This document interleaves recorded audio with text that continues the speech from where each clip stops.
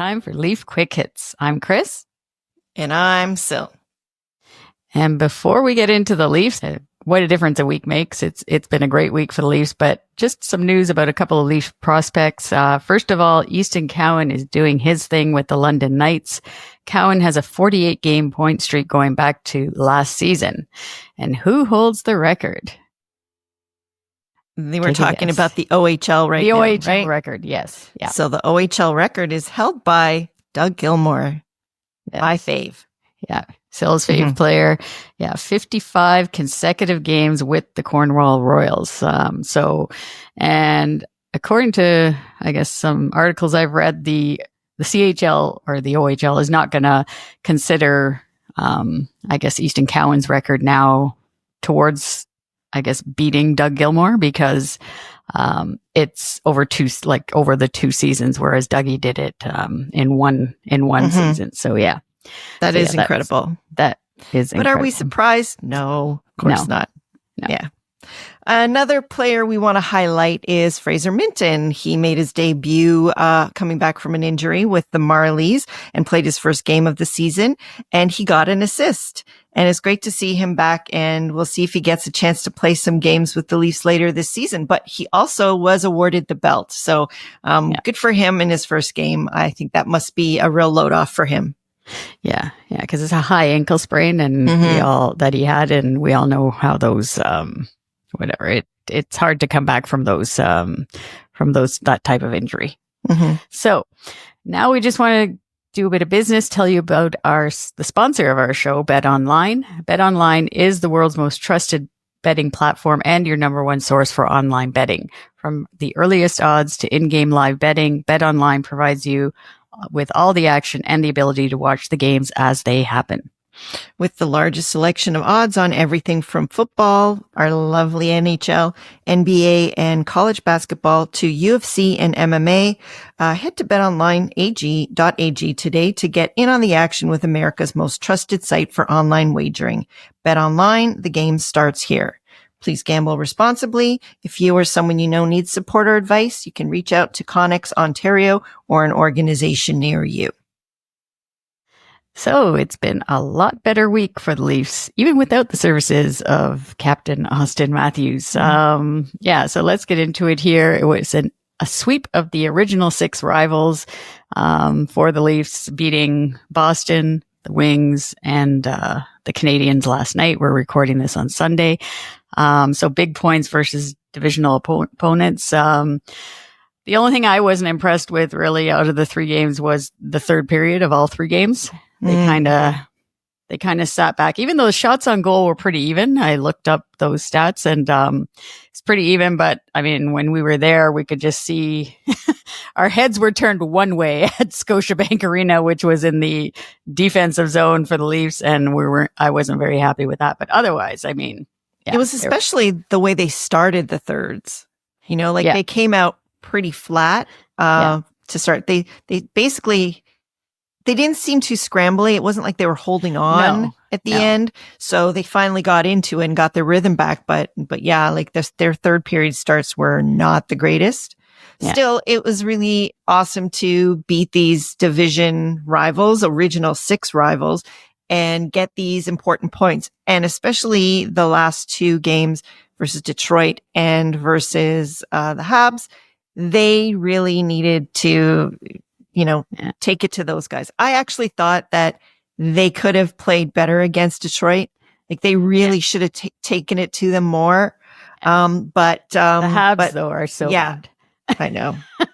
No, and they didn't. Normally they show up a little bit better, and they really didn't have it last night. Yeah, you gotta wonder if Martin St. Louis, how long? I don't know. He is he's been there a couple of years now, but I don't know. I don't know that situation. He's a tough guy to fire, though, don't you think?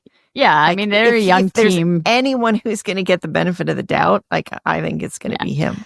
But they are a young team, and they're whatever. It's just, I mean, nobody expects them to be good anyways this season. No. Right? So, but I'm sure it's chaos in La Belle Provence there. Yeah. But the highlight was for me and you probably was the shutout of the Bruins. So absolutely.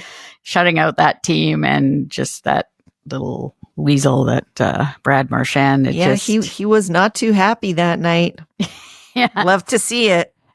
Yeah, that was great. And of course, Anthony Stolarz for both games versus the Wings and the Bruins, he stood tall, and he just covers all the nets, so you can't get anything past him. He even grabs a puck with his bare hand. Yeah, I know.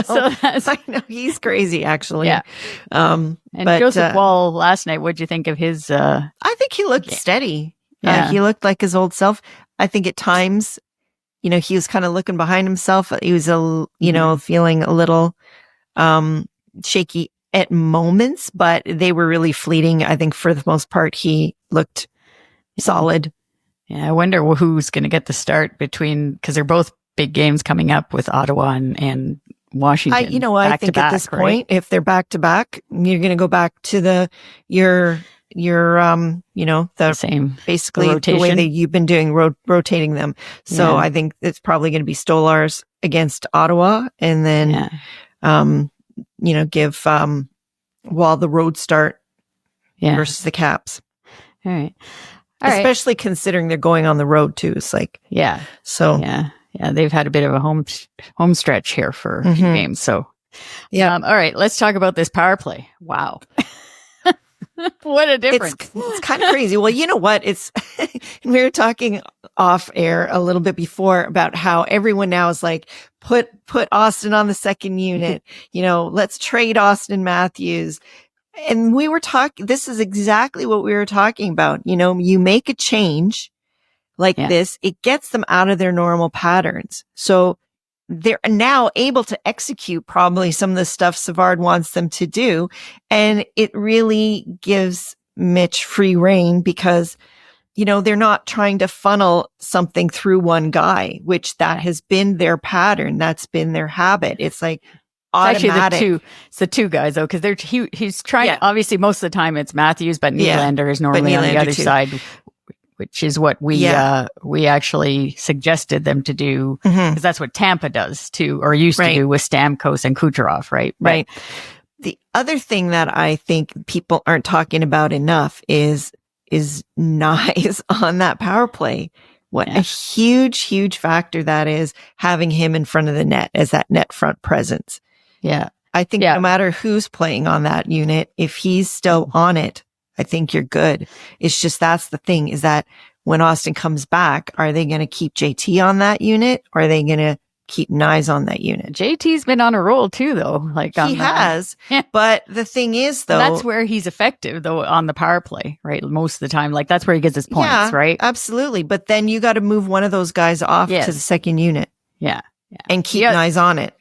Yeah. The other thing is, I guess, is the entry is better, with for sure, the zone entry, and they were getting in there with speed.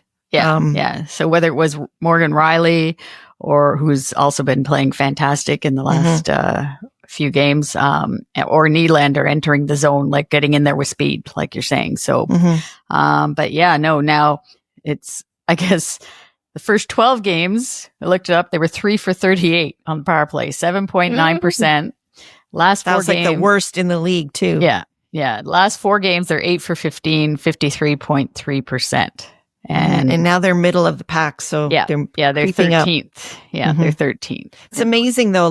That just tells you how close the league is as far as parity, when, 1 week of, clicking can basically move you from last to the middle. Yeah. Just like that. Yeah. And just want to mention a bit about Morgan Rielly, because I don't know, there's something different about, he's shooting more, which is totally unbelievable that you're actually recognizing his shot from the point, and he has 10 points in his last 9 games too. So that's, not enough people are talking about that. No. And it might be because he's just a little bit lower on ice time. He's playing 21 minutes of ice time, whereas normally he's in the 23, 25 range. But I think that actually is a really, really good point, because the regime prior tended to really overuse him because but that's partly because we didn't really have any other good options. But we've got Tanev now, we've got OEL that has been just such a bright light. they can utilize those two guys and they don't have to overuse him, especially in the dying moments of games where you're trying to either get a point or hold the lead, right? So I think that is actually a really big point. And just a funny comment, actually, because last night I noticed the mustache. And like, why are all these guys like even even Willie November. It finally dawned on me. I'm like, Willie has sometimes he has the mustache, but it's showing quite a bit now. And I'm like, okay, why are all these guys? And then I'm like, oh yeah, it's that's November, the same thing in my household too. Like my two boys both have mustaches now. So I think they still look handsome. Yeah. Anyway. Yeah. All right. Yeah. There's a way to groom yourself, right? With the mustache. Right? Oh, for sure. As opposed to, I don't know about, Bobby McMahon and Sibon Benoit, they both have regular mustaches all the time, but they're a little bit more rougher looking in my opinion, but then the groomed look like Willie. But anyways, all right, let's talk about injuries. Yeah, so last night it wasn't good versus the Habs. We saw Max Pacioretty go down, which I think he was grabbing the back of his leg, so it looked like maybe it's just like a bad Charlie horse or something like that. Maybe, hopefully, I couldn't tell if he got hit with the puck or if something. I don't know. Just pulled something. Yeah, it's really hard to tell. I saw they did show on Hockey Night in Canada I guess the skate blade kind of got caught with the Habs player or something like it. Oh, as he was kind of shifting, sort of.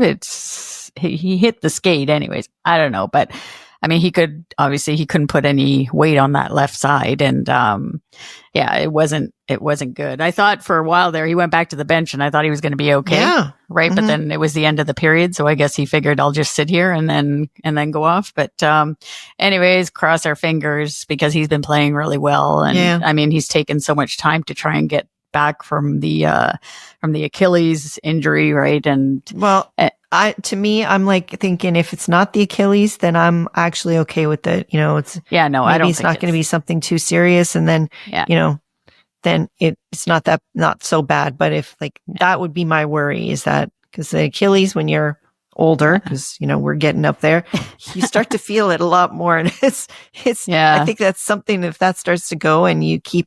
That'd be easy to re-injure that. So, I mean, he's definitely not as old as we are. So there is that in his favor.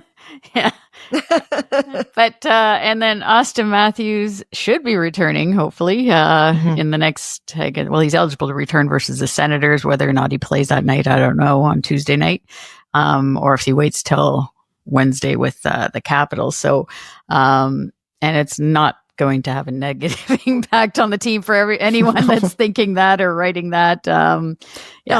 In fact, it should be positive because now we know why maybe he hasn't been, clicking like he normally does. And there's no reason to rush him back at this point, obviously after a week like this, especially. So, I think it's good that they've kept him out and he just can get himself right. And then it's just going to be great. He's going to go off and he's going to get his hat trick. Yeah. And in the meantime, Connor DeWard did get called back from the Marlies conditioning loan. I don't know if he's gonna, I don't know, he might get in, I guess if Pacioretty is out and let's just say Matthews can't come back, doesn't come back on Tuesday, then DeWard might be back in. But I don't know if they can actually, once he plays a game, if they're allowed to send him down again. I don't think so. I don't think so. Yeah. Once he plays here. Something's got to give probably pretty soon. Yeah.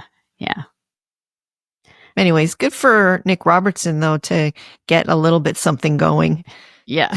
Even though that goal should have counted for him for sure. Versus the Wings. That was not goaltender interference. I don't understand how they... What did you think about him getting the belt that night, though? Yeah, I thought that was... I kind of thought before all the, even into last season, I'm wondering, who actually picks the person, is it the players there that are doing it, or is it somebody else? But, because the third line did play well on Friday night versus the Wings, right? But, I don't know. Maybe, I thought that, I guess too, it's more to do with, obviously, not that he wasn't, I guess what's the word that he wasn't worthy of getting the belt. But let's just say Nylander had a great night. Mitch had a great night, but I think they're trying to spread it around a little bit too, right? Mm-hmm. And I think who was the player that had it? I don't know who it was the game before versus, it was Stolarz, I guess, right? Yeah. Yeah. So he's the one that's right, because he spoke after the game versus the Wings, and he said that, that third line that he noticed it. And I mean, the goaltender has obviously the best view. Best view of of the players in front of him to say who's doing well. So I would say that we can take his advice on it. Yes. Okay. I'll go with that. I agree with him then. Yeah. I was just hoping it was not like a pity belt. No, I know. Yeah. For the goal being called back. Yeah. Yeah. Anyways. That's what we would have done. Yeah. So I just want to ask you though, before we move on to our star of the week, how do you think that they should, reacclimate, Auston, and what do you think they should do, when he comes back, given how everything's clicking? Well, I think they're gonna put, because they were clicking with Mitch and Knies, like as a line. So I don't think they're going to change anything that way. They're going to leave that. Although they do have to find for Pacioretty, they have to find a replacement for him, but that's another line. But yeah, I think the line is going to be set that way still with Knies. It's the power play that I think is going to just need, a little bit of an adjustment. And I don't want them to do the 5 forwards thing on the power play, because that would mean that would keep JT on there, right? Like if they, yeah, for sure, if they did that, and they would just move off OEL or Riley, basically.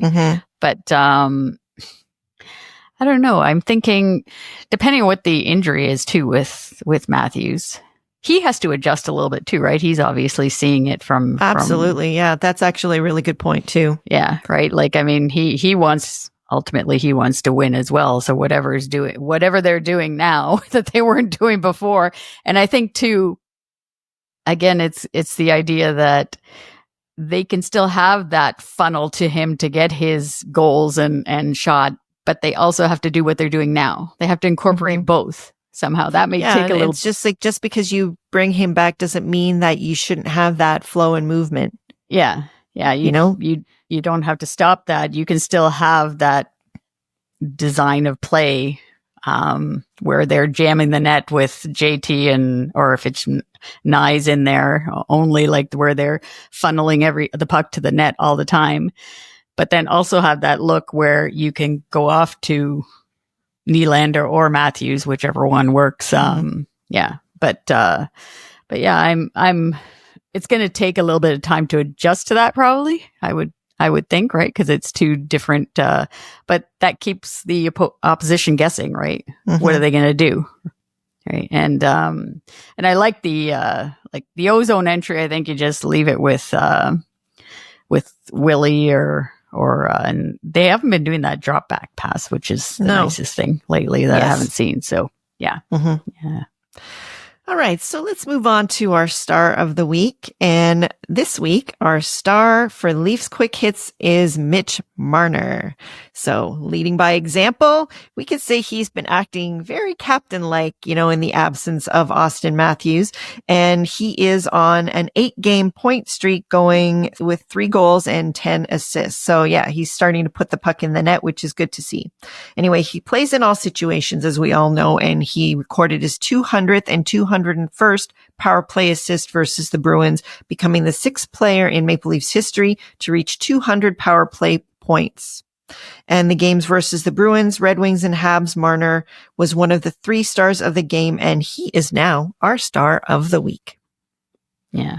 I don't know how much more we can say about him right now. It is the regular season. Again, Willie pointed that out too, with the game versus Boston. He's he goes, it's great, shutout, whatever. He goes, but it's November, it's the regular season. But still, Mitch he's just showing he's having fun.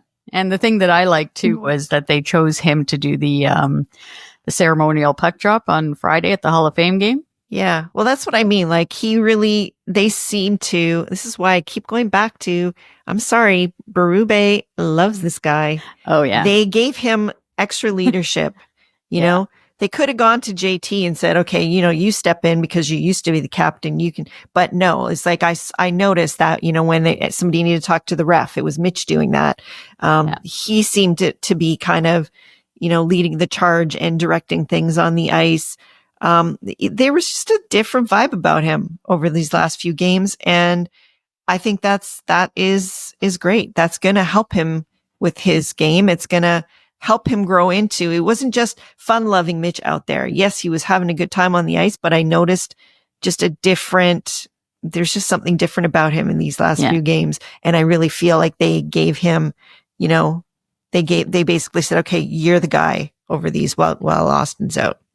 Yeah. And going off of what you said about Craig Berube, I'm just going to read this quote. I actually have it here handy. So his leadership, this is what Craig Berube said about Mitch. His leadership is excellent. He goes out and leads by example with his play, and he's a leader that plays both ends of the ice. In my opinion, he does a lot of good things defensively. He does as much defensively as he does offensively. He's getting points because he's doing things right, and as opposed to doing things the other way, and that's a big part of it. So he's a huge fan, I think. Craig Berube, definitely. And I don't know. He's doing his magic Mitch stuff on the ice, and off the ice he's saying the right things to the media too. So he seems a little bit more comfortable in front of them this year, but that could be the Berube factor also, because he is settling him. He is saying, no, we believe in you. I'm giving you these opportunities. And, he's not bunching. What I see is, I feel like Keefe always sort of looked at Auston and Mitch as a combo, and it was just the two of them. And this year they have been separated because obviously Auston is now the captain, but they're not a package deal anymore. I really feel like Berube is treating each player as his own. They're not lumped together as the core four. They're like individual guys, and that's the way he's treating them. And so that's a huge key for their development going forward.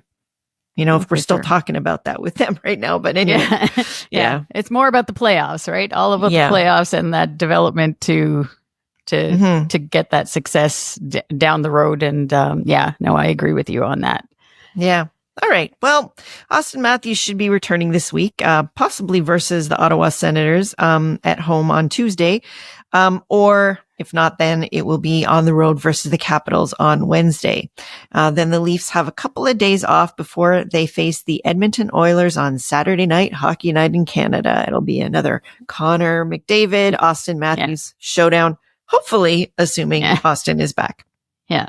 And I guess Connor McDavid is back. He looked fine last night from what I saw. So, I'm sure. I can't believe how quickly he came back from that. Yeah, that was quite impressive. But I guess for the Senators game, I mean, they've been playing better, definitely. But it's so funny. They've been playing better, but not winning, I guess, because they're still last in the Atlantic. So.